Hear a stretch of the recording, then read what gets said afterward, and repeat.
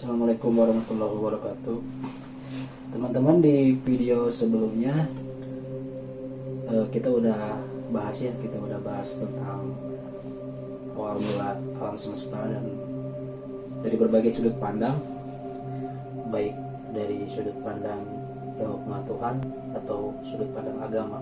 Saya nggak menyebutkan terperinci agama tertentu. Saya berusaha objektif berkata bahwa sudut pandang agama berbeda-beda, tapi kita udah masuk ke ranah bahasan tugas kita sebagai makhluk hidup. Kita anggap saja kesimpulan dari video questioning, video pertanyaan kemarin itu tentang Tuhan, tentang tujuan Tuhan. Jadi kita anggap sepakat ya kalau misalnya kita ini diciptakan oleh Tuhan, seluruh alam semesta ini diciptakan oleh Tuhan. Karena kita ambil kesimpulannya seperti ini, angka 1 itu tidak akan lahir dengan penjumlahan apapun. 1 itu tunggal, 1 itu ada berdiri sendiri dan merupakan awalan. Jadi kita tarik logikanya bahwa 1 itu berdiri sendiri, awal dari segala sesuatu. Itu 1, angka 1, bilangan 1. Jadi tidak mungkin berasal dari ketiadaan, karena 0 ditambah 0 ditambah 0 ditambah 0 tetap saja hasilnya 0, tidak akan menghasilkan 1. Makanya 1 berdiri sendiri. Nah, itu kesimpulannya tentang Tuhan. Dari sini sepakat ya. Selanjutnya kita akan bahas apa tujuan Tuhan dan apa tugas kita diciptakan di bumi ini. Kita ambil contoh tentang penciptaan alam semesta. Itu kita sepakati bahwa ya kita anggap saja benar bahwa teori Big Bang, evolusi dan sebagainya itu anggap saja bagian dari pekerjaan Tuhan. Walaupun belum bisa dipastikan, kan kita tidak tahu sebenarnya bagaimana cara Tuhan memproses menciptakan alam semesta. Tapi kita anggap saja teori ilmiah itu benar gitu. Kita cocok logikan, kita paksakan, nggak apa-apa. Tapi biar ada titik temunya gitu. Jadi Tuhan menciptakan segala sesuatu itu ada alasannya, beralasan, dan tidak serta-merta hanya main-main, tidak sia-sia, pasti beralasan.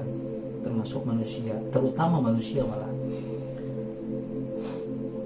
manusia diciptakan untuk kita khususkan dulu pembahasannya kali ini untuk sudut pandang Islam saja ya, sudut pandang agama saya pribadi.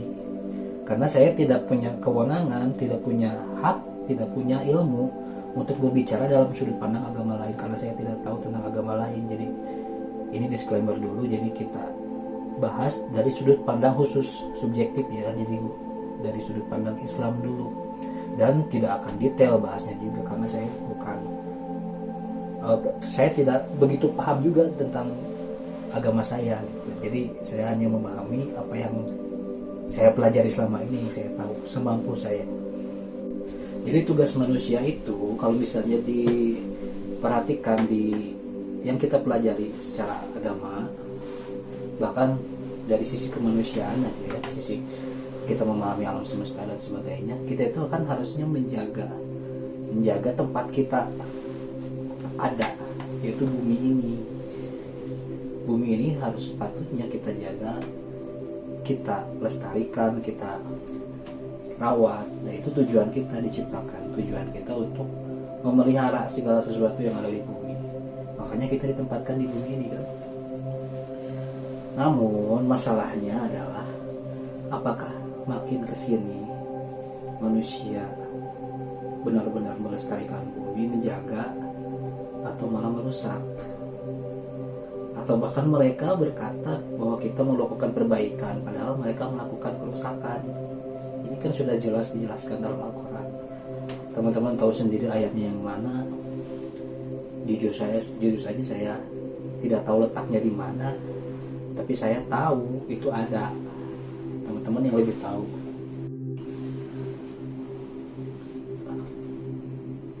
Adam, walaupun dari sisi ilmu pengetahuan diragukan keberadaannya, tapi dia diciptakan, kalau dalam sisi agama ya, dia diciptakan dengan tujuan tertentu. Dia diciptakan sempurna, dia diciptakan melebihi makhluk yang lainnya, bahkan yang paling sempurna ciptaannya. Diciptakan dari berbagai material tanah di bumi yang berbeda-beda, dijadikan satu, dan terlahirlah Adam, diciptakan oleh Tuhan. Mungkin ada yang berpikir bahwa Adam itu sebenarnya manusia purba atau keturunan manusia purba. Ini mungkin kalau opini saya pribadi ya, ini kalau misalnya kita baca-baca, jarak gap antara Nabi Adam dan manusia purba itu terlalu jauh jaraknya. Jadi nyambungnya bagaimana gitu, bisa nyambungnya ke manusia purba bagaimana? Mungkin evolusi itu benar terjadi, cuman tidak sepenuhnya seperti yang kita tahu selama ini dari pelajaran-pelajaran dipelajari di sekolah. Mungkin ya, karena ada gap yang cukup jauh antara manusia pertama yaitu Adam dan manusia purba. Mungkin manusia purba pernah hidup, memang pernah hidup, anggap saja pernah hidup, dan mungkin bisa dipastikan pernah hidup, cuman berbeda dengan Adam. Bukan berarti leluhur Adam adalah makhluk yang berbeda. Manusia purba juga makhluk yang berbeda. Adam itu manusia pertama di bumi, bukan berarti sebelumnya tidak ada kehidupan seperti manusia di bumi. Ini sebagian ulama menyepakati seperti ini. Nah, tugasnya apa Adam? Kenapa diciptakan? Kenapa Tuhan menciptakan manusia? Ada dilema di situ. Ya, kita sebagai orang beragama kan mempercayai, mengimani juga adanya malaikat, adanya makhluk lain selain manusia sebelumnya, yang mungkin berbeda dimensi, berbeda alam yang kita tahu. Jin, kalau dari sudut pandang Islam sendiri ada jin, dan ditafsirkan bahwa jin itu, diceritakan bahwa jin itu sebelumnya pernah ada di dunia ini, pernah berperadaban, pernah hidup berkembang biak di bumi sebelum ada Adam, sebelum adanya manusia. Ada dilema, ada pertanyaan ketika Tuhan memutuskan untuk menciptakan makhluk baru. Apa itu? Ketika itu malaikat bertanya langsung pada Tuhan, kenapa Tuhan ingin menciptakan makhluk baru? Untuk apa? Yang ada nanti berbuat kerusakan, intinya seperti itu. Ini kan jadi pertanyaan, kenapa malaikat bertanya seperti itu kepada Tuhan? Emang malaikat meragukan apa dari makhluk baru ini? Ini disimpulkan bahwa mereka mempelajari sesuatu dari yang sebelumnya, bahwa sebelumnya ada peradaban, ada kehidupan yang seperti karakteristiknya seperti manusia, artinya punya kehendak bebas yang berbuat kerusakan, yang saling membunuh satu sama lain, konflik satu sama lain, berbuat kerusakan di bumi.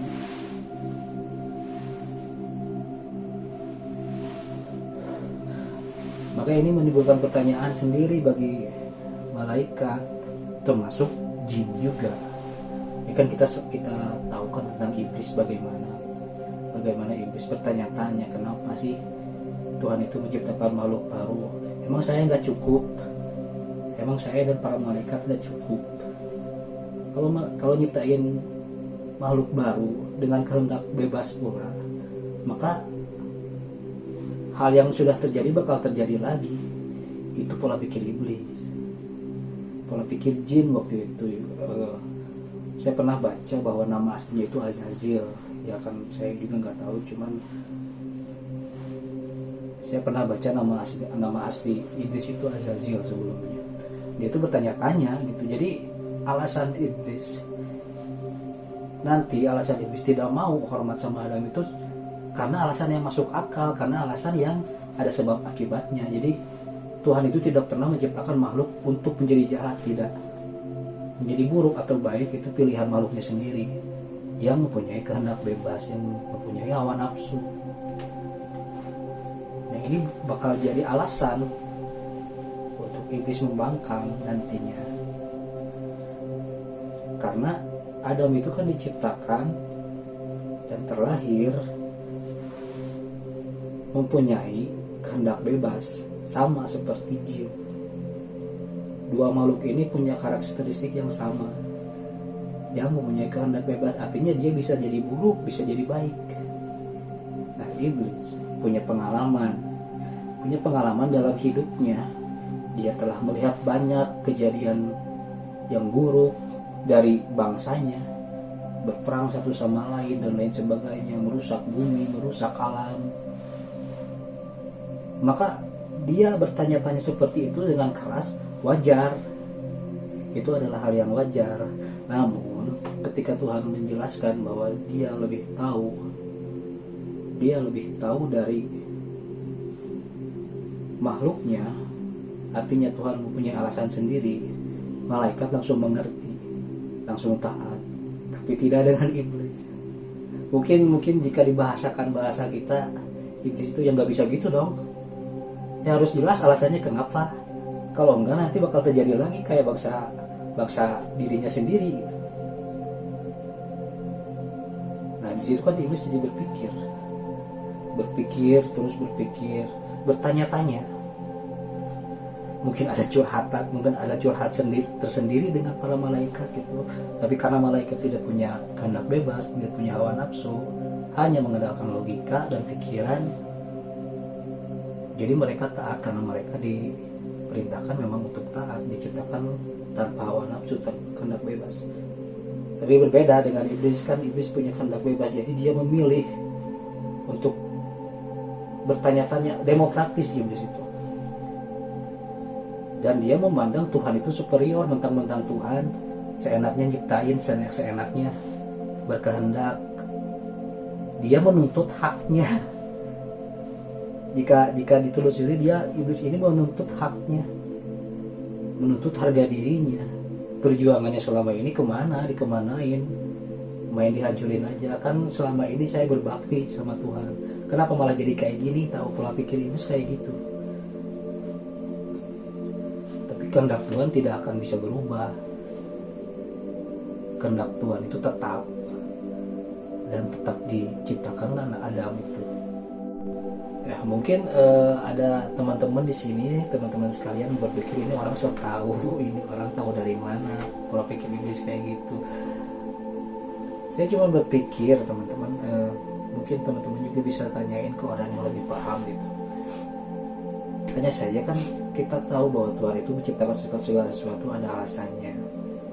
Menciptakan malaikat untuk taat, total taat, tidak akan bisa membantah oleh malaikat karena tidak ada hawa nafsu, tidak ada kehendak bebas, tidak punya free will. Jadi memang diciptakan untuk taat. Tapi berbeda halnya dengan jin dan manusia. Jin lebih dulu dan diciptakan dengan kehendak bebas.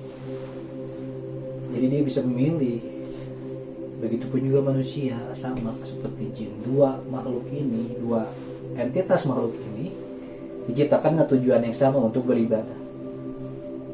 Tapi kenapa malaikat tidak disebutkan untuk beribadah? Karena memang diciptakan sudah seperti itu, sudah otomatis beribadah kalau malaikat. Tapi jin dan manusia yang disebutkan dalam Al-Quran itu berulang kali disebutkan untuk beribadah. Itu untuk ditekankan bahwa tugas kita itu emang untuk beribadah. Manusia dan jin, dua-duanya itu sama tugasnya, tidak membeda-bedakan. Tuhan tidak membeda-bedakan jin dan manusia. Tuhan meratakan semua ciptaannya. Nah, lalu bagaimana kita lanjutkan ya? Jadi bagaimana iblis bisa membangkang? tadi saya sudah jelaskan, ibaratnya seperti ini. Ibaratnya teman-teman kerja di perusahaan, di suatu perusahaan, teman-teman itu cuma lulusan SMP atau SMA misal,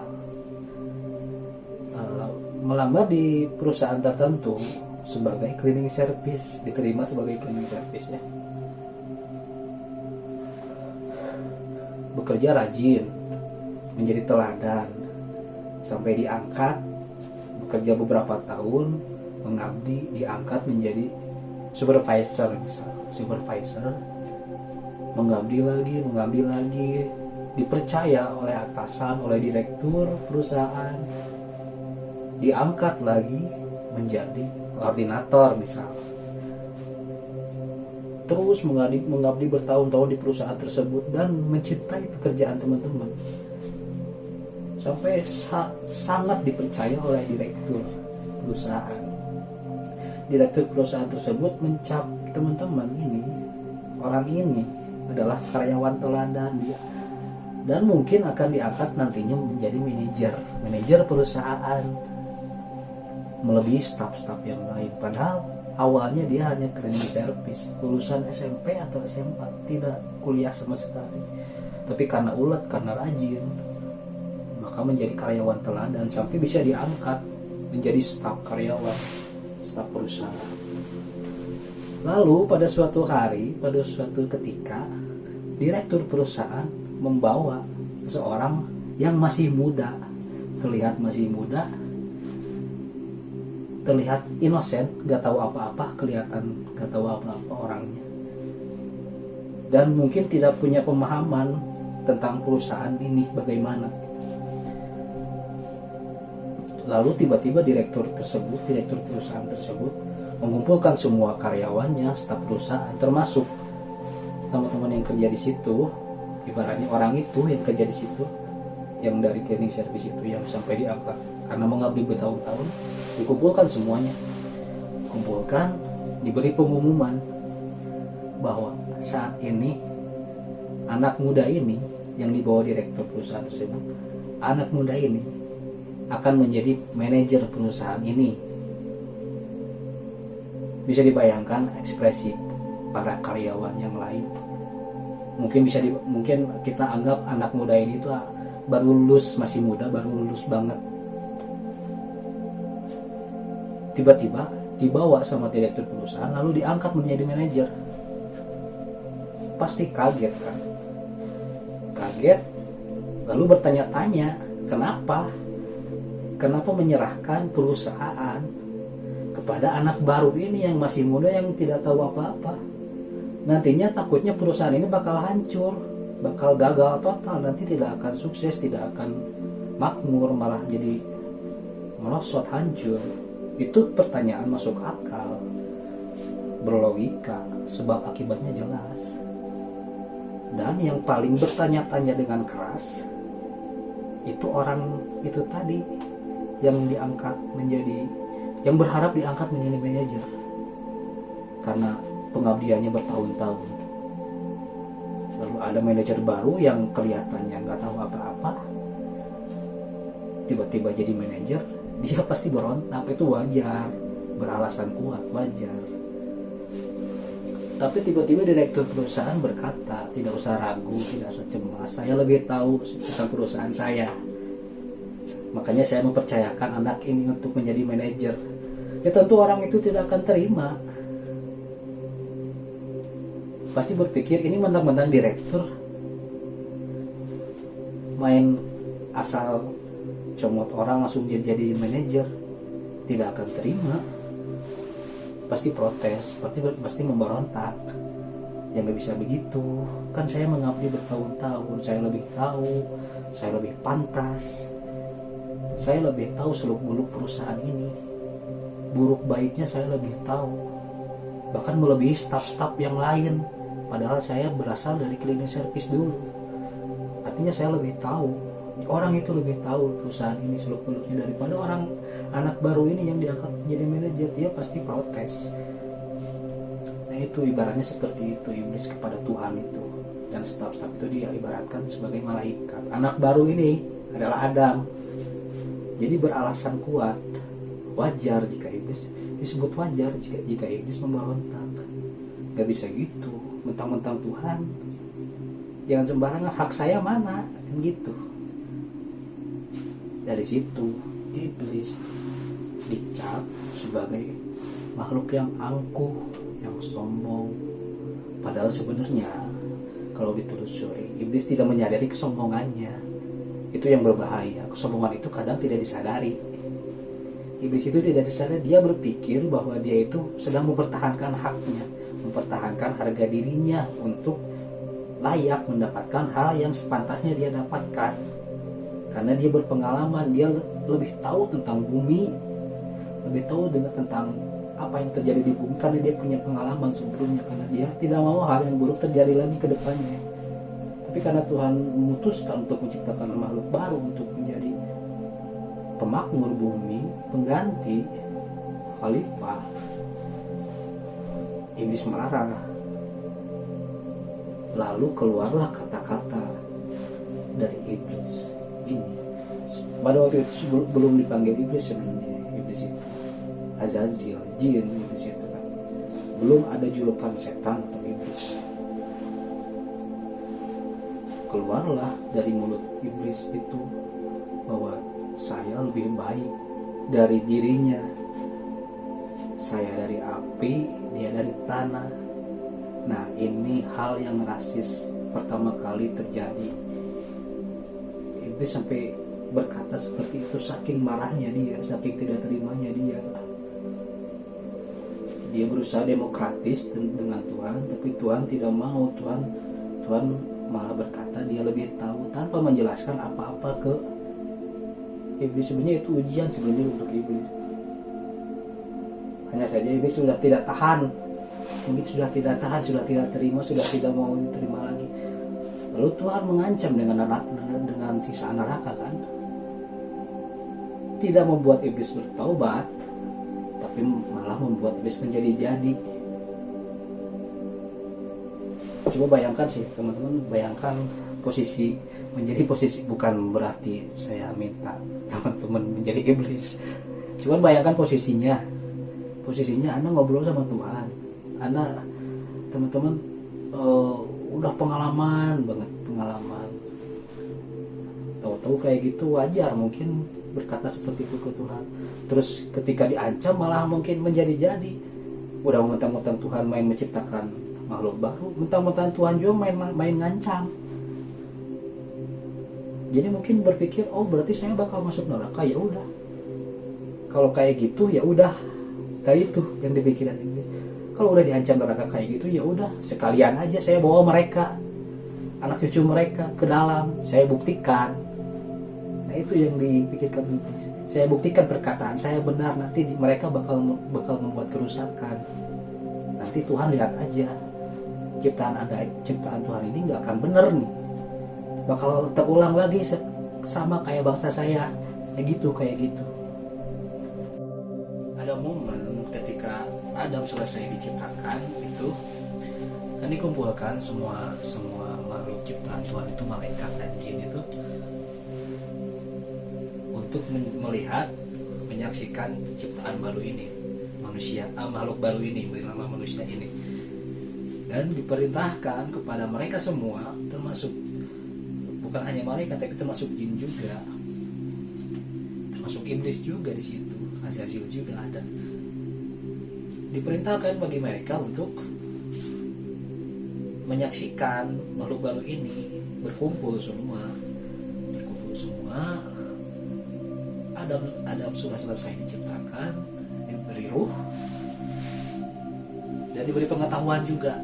Spesialnya Adam itu diberi pengetahuan, jadi kita punya pengetahuan ketika sudah diciptakan awal mula, sampai bisa menyebutkan nama-nama benda yang ada di sekitarnya, yang ada di sekitarnya, pokoknya benda-benda, mau batu, sungai, daun, segala macam, dan membuat yang lain takjub.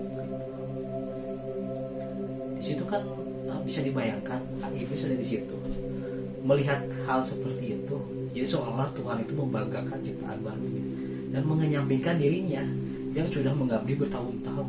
Cemburu pasti kan. cemburu dan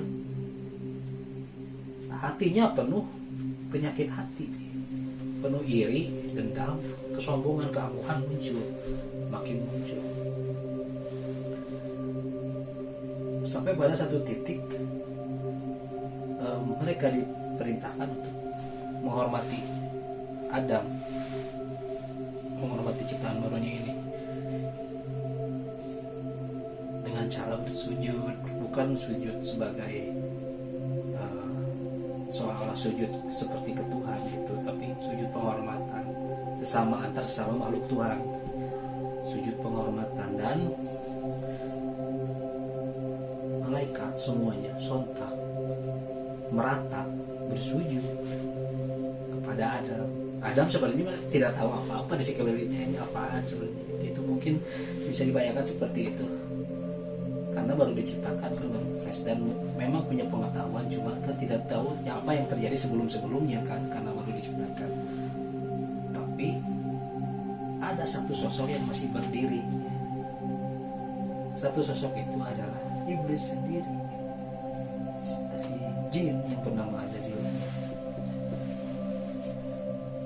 Ketika kita kecil kan kita mungkin berpikir jin itu ya, iblis itu kan diciptakan jahat segala macam, nggak mau itu sama Adam. Tapi ketika kita telusuri ternyata dia tetap berdiri, itu ada alasannya. Jadi dirinya, harga dirinya menahan dia untuk membukukan diri bersujud hormat kepada Adam, karena keangkuhannya muncul, kesombongannya muncul. Dia tidak percaya pada Adam, dia tidak percaya Tuhan memilih makhluk baru ini daripada dirinya yang sudah mengabdi bertahun-tahun. Dia merasa percuma, untuk apa saya mengabdi tapi hasilnya kayak gini, kan itu yang dipikirkan. Jadi dia itu masih ragu-ragu, mungkin sujud jangan, akhirnya semua sujud. Dia tetap berdiri, selagi berpikir dia tetap berdiri, tidak harga dirinya menolak. Nah di situ kan setelah itu terjadi percakapan selanjutnya yang sebelumnya sudah saya ceritakan. Sampai akhirnya iblis itu mempunyai pola pikir yang pola pikir kekeh gitu. Jadi bersikeras bahwa apa yang dia percayai, apa yang dia teorikan tentang manusia nantinya akan terjadi, akan benar, bahkan dia akan membuktikannya. Dengan cara apa? Dia meminta kepada Tuhan untuk ditangguhkan umurnya, ditangguhkan usianya sampai hari kiamat. Dan yang Tuhan lakukan adalah mengabulkan permohonan iblis tersebut, malah diberi kesempatan iblis itu untuk diberi kehidupan sampai hari kiamat, diberi kesempatan untuk menggoda manusia, saking ingin membuktikannya bahwa manusia itu tidak akan berhasil memakmurkan bumi. Dengan kata lain, iblis itu menganggap Tuhan itu sudah salah mengambil keputusan. Nah ini kesalahan fatal iblis itu. Jadi saking mempertahankan harga dirinya, mempertahankan haknya, dia tidak merasa bahwa dia sedang melawan kehendak Tuhan itu, melawan takdir yang Tuhan tetapkan. Dia meminta penangguhan diri sampai hari kiamat yang diberikan. Nah pertanyaannya, kenapa Tuhan memberikan penangguhan diri padahal iblis sudah membangkang? Karena Tuhan sayang kepada ciptaannya semuanya, termasuk iblis yang membangkang sekalipun. Itu artinya Tuhan itu memberikan kesempatan pada iblis seumur hidupnya untuk belajar, untuk memahami, seumur hidupnya untuk melihat. Nantinya kan dunia mereka akan dipisahkan. Manusia tidak akan menjangkau dimensi di mana jin berada, tapi jin bisa melihat, menyaksikan kita. Untuk mereka belajar dari kita tanpa harus kita campur tangan kepada mereka. Manusia tidak akan bisa menjangkau dimensi di mana jin berada.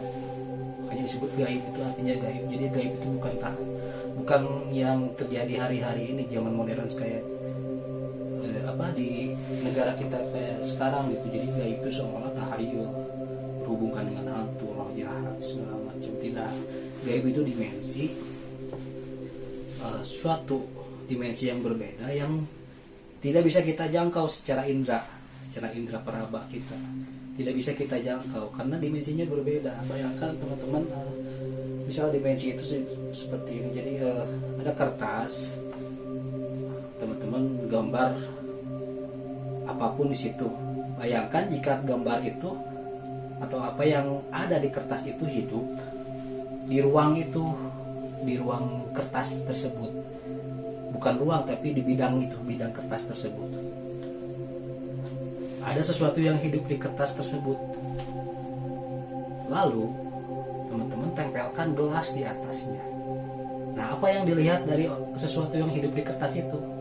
Tidak akan melihat gelas utuh, tapi hanya melihat bawahnya gelas yang ditempelkan dalam bentuk 2 dimensi, karena di dalam kertas itu 2 dimensi. Tidak akan melihat ruang utuh gelas tersebut yang ditempelkan di kertas tersebut jika di dalam kertas itu ada kehidupan. Jadi yang dia pahami adalah dunianya, dunia dimensinya 2 dimensi, dan kita hidup di dunia 3 dimensi, dan kita tidak akan bisa memahami alam yang lebih atas dari kita, lebih tidak bisa dijangkau oleh kita dengan ruang dan waktu kita sendiri. Kita hanya bisa membayangkan bentuk iblis itu, bentuk jin itu seperti ini, sesuai dengan gambaran ruang dan waktu kita. Bentuknya seperti punya tangan segala macam. Padahal mungkin saja berbeda di dunia mereka berbeda. Mungkin mereka bisa ke sini, bisa itu, tapi yang kita lihat adalah sosok yang menggambarkan ruang dan waktu dimensi kita. Kita tidak akan bisa melihat atau tahu bentuk aslinya bagaimana karena dimensinya berbeda. Mereka bisa menjangkau kita tidak akan bisa menjangkau mereka. Jadi tidak ada cerita bahwa manusia bisa masuk ke alam jin, tidak ada cerita seperti itu. Karena itu sudah berbeda dimensi. Kita tidak akan bisa menjangkau dunia mereka, walaupun mereka bisa menjangkau dunia kita. Dan lebih tinggi lagi, ada dimensi yang lebih tinggi lagi, ada malaikat segala macam, ada. Dan paling ujungnya, paling atasnya adalah Tuhan sendiri. Dan Tuhan itu tidak terikat ruang dan waktu, tidak terikat dimensi manapun. Justru Dia mengikat ruang dan waktu. Jadi masuk akal jika Tuhan disebut yang awal dan yang akhir, karena Dia tidak terikat waktu. Yang terikat waktu itu makhluknya, kita manusia terikat waktu.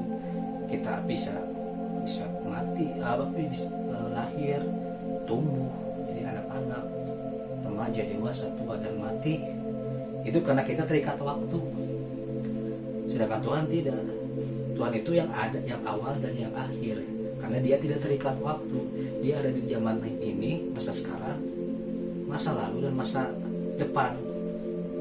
Waktu itu bagai lingkaran bagi Dia, berputar di titik itu saja. Tapi tidak dengan manusia.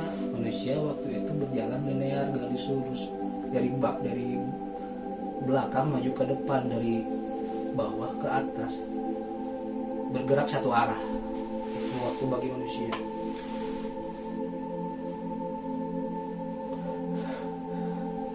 Nah, setelah iblis punya pola pikir seperti itu, muncul pola pikir dari iblis seperti itu, dia merencanakan sesuatu, padahal Tuhan itu sudah memberikan kesempatan bagi dia, dan dia memanfaatkan kesempatan itu untuk melakukan sesuatu terhadap Adam. Kita tahu kan Adam diciptakan, dan darinya diciptakan juga Hawa, istrinya, jadi untuk mendampingi Adam. Dia merencanakan sesuatu. Pertanyaannya, kita sudah tahu bahwa iblis kan menggoda Adam dan Hawa kan, untuk memakan buah terlarang itu, buah huldi namanya kan. Kalau kita tahu buah huldi, padahal sebenarnya huldi itu bukan nama buah tersebut. Huldi itu adalah sebutan buah asal-asalan dari iblis itu. Tuhan sendiri, kalau seorang sendiri, tidak pernah menamai buah tersebut. Jadi bisa aja buah itu sebenarnya buah biasa yang kita tahu mungkin, atau apa gitu, buah biasa aja gitu.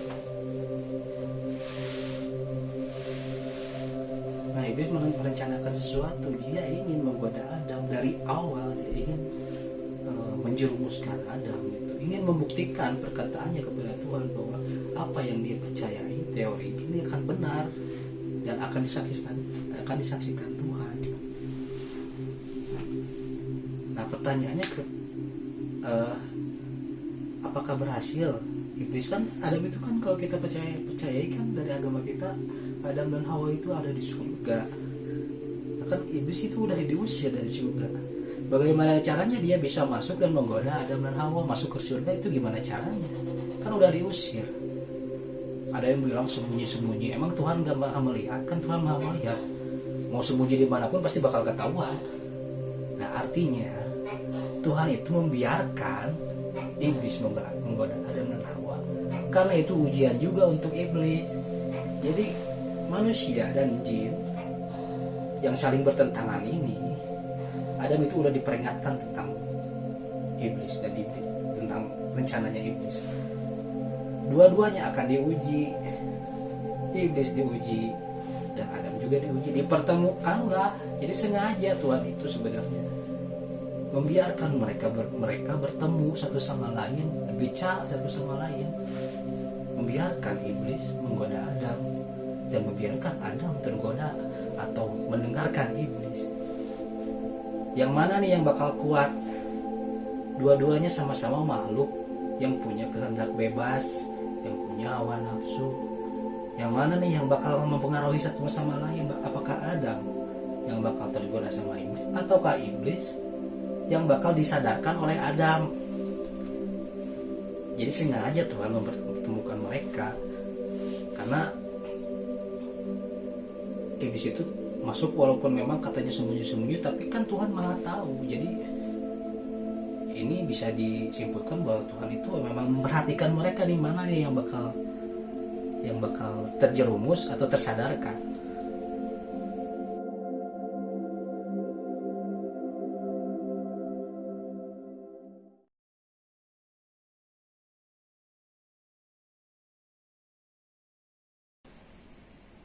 Kehendak Tuhan itu tetap dan tetap diciptakanlah anak Adam itu.